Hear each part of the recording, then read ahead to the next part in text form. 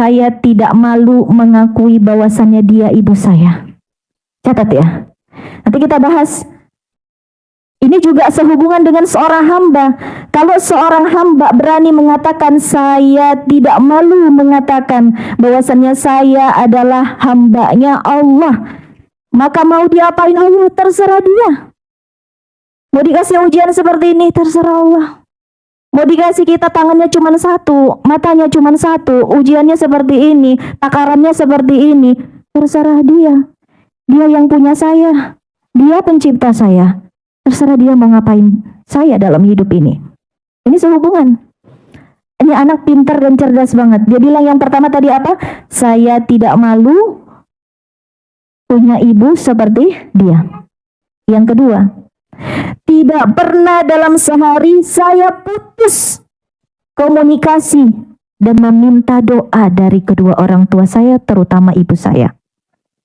Karena mohon maaf, anak ini broken home, ibunya sudah lama berpisah dengan ayahnya. Jadi ibunya berjuang membesarkan anaknya 3 orang, termasuk anak laki-laki ini, sendirian, seorang diri sebagai pemulung. Yang kedua apa kalimatnya? Saya tidak pernah putus komunikasi dan tidak pernah putus untuk meminta doa ibu saya. Kalau kita kaitkan kepada Allah, kita bilang, saya tidak pernah memutuskan komunikasi saya kepada Allah Subhanahu wa Ta'ala. Allah memanggil, saya datang. Begitu azan berkumandang, saya siap. Allah panggil saya 5 kali, saya nggak pernah putus panggilan Allah. Saya nggak pernah reject. Saya nggak pernah diemin. Saya nggak pernah entar-entarin. Saya terus jalin komunikasi dengan dia. Gak pernah putus. Dan saya gak pernah berhenti minta kepada dia, karena dia bilang ud'uni astajib lakum. Dia yang bilang ke saya, mintalah kepadaku maka akan kuperkenankan untukmu. Itu permintaan Allah loh. Permintaan siapa? Allah kepada kita. Ud'uni astajib lakum. Wahai hambaku, minta kepadaku, akan kuperkenankan untukmu. Yang kedua, dia nggak pernah mau putus komunikasi kepada Allah, sebagaimana dia nggak pernah mau putus komunikasi kepada ibunya. Kalau teman-teman nanti lihat videonya beredar, itu sambil mulung, sambil milah-milah sampah botol itu, sambil ngobrol sama ibunya. Sangat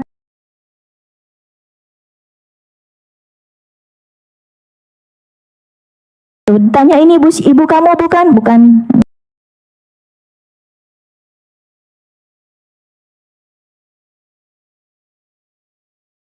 Auzubillah. Tapi kalau dia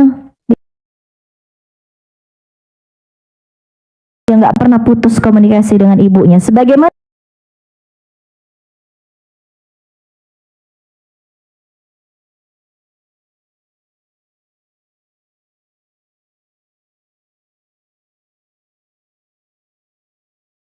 saya jaga kehormatan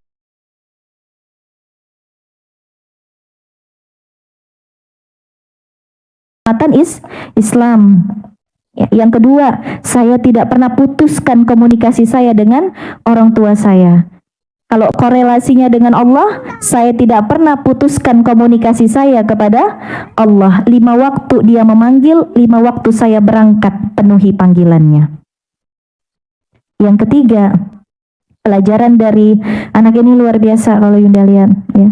Dan saya yang ketiga, saya tidak pernah marah.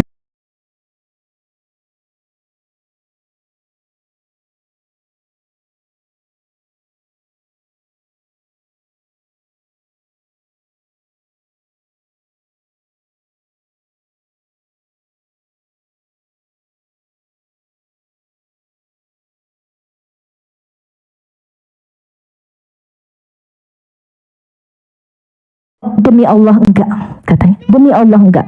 Tidak pernah terbersit dalam pikiran saya sedikit pun saya marah kepada Allah. Saya justru berterima kasih. Dari rasa sakit saya belajar.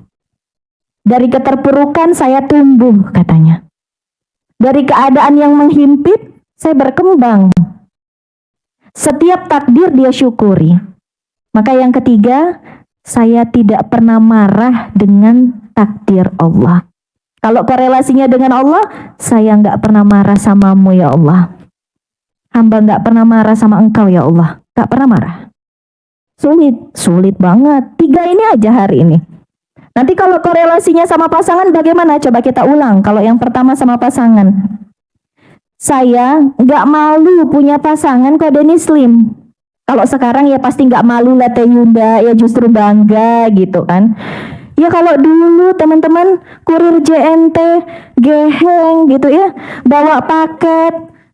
Padahal D3 gitu misalnya.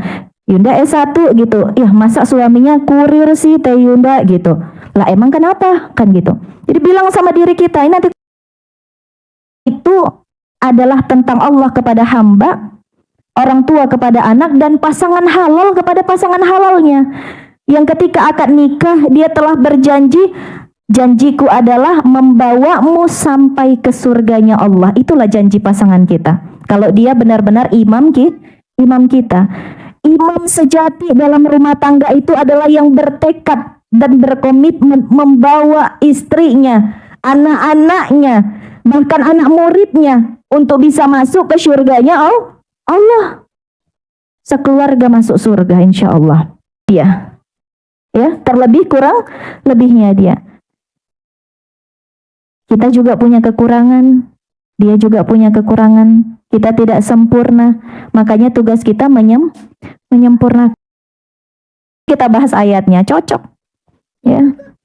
Kenapa ya Teh Yunda saya terus ngalah? Ya karena cocok. Ya nggak mungkin Allah satuin api sama